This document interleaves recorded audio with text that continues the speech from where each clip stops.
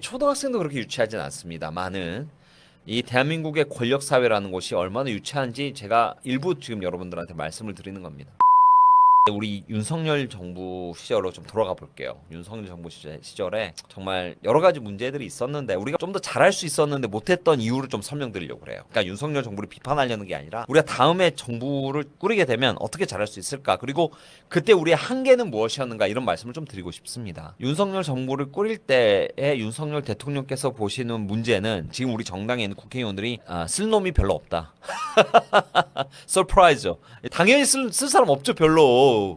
지금 국민의힘에 있는 국회의원 중에 쓸 사람이 몇 명이나 있습니까? 솔직히 한번 세보세요. 그러니까 윤석열 대통령께서도 그렇게 보신 거지. 같이 일할 놈이 없다. 그래서 이제 최소 윤핵관 몇 명 해가지고 이제 하셨는데, 그거는 이제 선거를 도왔던 고마우신 분들이 있으니까 그분들하고 이제 정치를 하신 거죠. 그러면 권력이라는 게 100이면 정당에 있는 권력이 일부밖에 갈 수가 없었겠죠. 왜냐면은 윤핵관 몇 명 되지도 않았으니까. 나머지는 뭘로 채웠을까요? 나머지는 공무원으로 채우시려고 하셨겠죠. 근데 공무원이라는 조직이 과연 대한민국을 위해서 사는 조직일까요? 공무원은 문제가 없을까요? 어마어마한 문제가 있습니다. 공무원 조직의 문제. 제가 공무원 조직의 문제를 좀 오늘 짚고 넘어가려고 해요. 주가가 엄청나게 빠졌죠. 8,000포인트에서 시작했으니까 지금 한 35% 폭락한 거예요. 대한민국 주가가 올해. 왜 이렇게 됐냐? 물론 이제 김용범 정책실장의 문제가 있겠죠. 그 다음에 금융위원회 부위원장, 빚내서 투자라는 권대영 부위원장, 저랑 전문용어 같이 했었는데 하여튼 대단한 분입니다. 우리 윤석열 정부 때도 사무총장을 하더니 지금 이재명 정부에 들어가서는 부위원장까지 하고 있는데, 금융위는 부위원장이 아주 핵심 요직입니다. 왜냐하면 금융권 인사를 용산과 모두 조율해서 하는 곳이 금융위 부위원장의 직이에요. 그만큼 대단한 자리입니다. 금융권에 얼마나 많은 직이 있는데요. 뭐 산하기관도 있지만 그 4대 은행 인사에 개입도 하고요. 여러 가지 합니다. 민간 은행이라 그래서 금융위에서 가만히 놔두지 않아요. 뭐 이상한 놈이면 잘라라 뭐 스크린도 하고요. 우리나라는 그렇게 창구지도가 빈번하게 일어나는 곳이 금융이고, 검찰 조직 못지않은 힘이 있습니다. 거기에 권대영 부위원장 빚내서 투자해라. 빚내서 투자해라고 누가 이야기를 했는지. 그 다음에 김용범 실장이 이 단일 ETF 만들어가지고 국민들을 사지로 밀어 넣었습니다. 솔직히 아마 밤에 수많은 사람들이 죽을 겁니다. 저렇게 돈이 사라져버리면요, 신용대출 받아가지고 투자하시는 분들 못 갚아요. 그럼 처음 저렇게 되면 파산 일보에 들어가면 사람이 버틸 수가 없습니다. 빚내서 투자를 해서 저렇게 날려버리면요, 패가 망신당해요. 30%인데 뭘 그러냐 이렇게 말씀하실 수도 있지만 보통 단일 ETF는 절반이 대출입니다. 대출 받아가지고 투자한 거예요. 근데 그게 35%면 원금이 다 날아간 거죠, 거의. 그 얼마나 무리했겠습니까? 주가 오른다고. 그 위험한 상품에 다 투자하게 해가지고 국민들을 거덜낸 사람들. 그리고 그 돈, 이익금 다 어디가 있어요? 외국인 투자자들, 기관들 다 200조 정도 팔고 나갔습니다. 외국인 투자자들의 포켓으로, 이익으로 다 잡힌 거죠.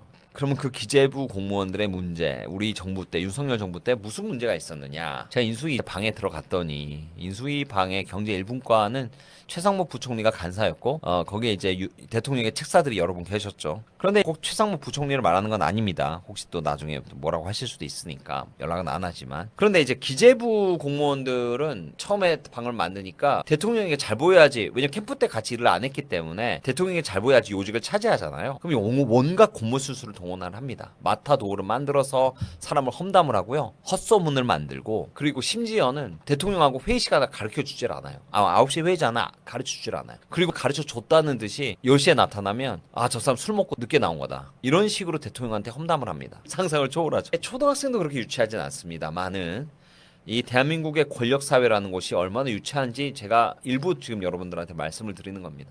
그렇게 말도 안 되는 마타도어를 만들어서 사람을 한 명 훅 보내고요, 다시는 발붙일 수 없게 계속 공격합니다. 그래서 제가 아는 이제 경제책사분 한 분, 대통령이 신뢰하던 경제책사분은 그렇게 밀려서 이제 다른 직을 가셨는데, 그 다른 직에서 계속 기재부 공무원들에 의해서 마타도어에 시달려요. 이 사람은 술만 마신다, 인간성이 안 좋다, 자기 사람만 쓴다, 뭐 이렇게. 그래도 다행히 이분은 그래도 정권 내내 버틸 수 있었던 이유는 대통령과 직접 소통이 가능했습니다. 그런데요, 대부분의 사람들은 그거 못 버팁니다. 왜냐면 기재부는 왜 힘이 세겠습니까? 권력은 예산과 조직에서 나옵니다. 행안부는 조직을 갖고 있고요, 인사권을 갖고 있고요, 공무원의 배정을 해주고, 돈은 기재부가 갖고 있습니다. 그래서 이재명은 돈의 예산권을 국무총리실로 갖고 오지 않았습니까? 예산부 장관을 빼가지고. 그 이유가 기재부의 손아귀에서 놀아나지 않겠다는 거예요. 그런데 저는 그걸 보면서 그렇게 생각했습니다. 저거 잘못된 건가요? 아니요, 아주 잘한 겁니다. 우리 정부도 저렇게 해야 돼요. 기재부에게 예산권을 맡기면요, 우린 기재부의 손에 놀아납니다. 다음에 정부 바꾸면요, 무조건 예산권은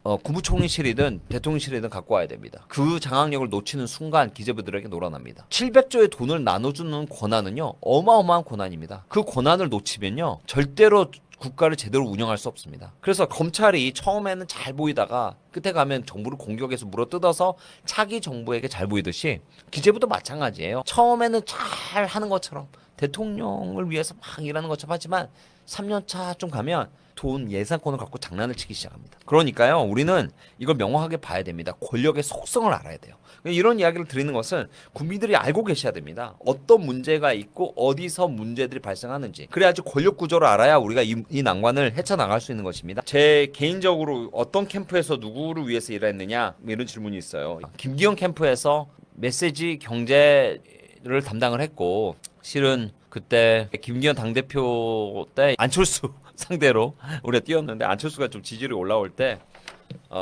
제가 여러 가지 기획을 한 게 있어요. 그중에 안보의 취약점, 안철수의 안보 취약점, 햇볕 정책을 지지했던 부분을 걸고 넘어지면서 사실은 김기현 당대표가 되셨죠. 제가 그 아이디어 처음부터 냈는데 안 난다고 하시다가 나중에 총괄 선대위원장이 하시겠다고 하셔가지고 밤에 전화 주셔서 제가 급히 이제 정리해갖고 줬는데, 아마 그게 키로 안철수 의원을 꺾고 그때 당대표가 되셨습니다. 안철수한테 뭐 막 가가지고 아무 말도 안 하면 이런 이야기 너무 후졌잖아요. 그런 걸로 이길 수 있는 게 아니에요, 선거는.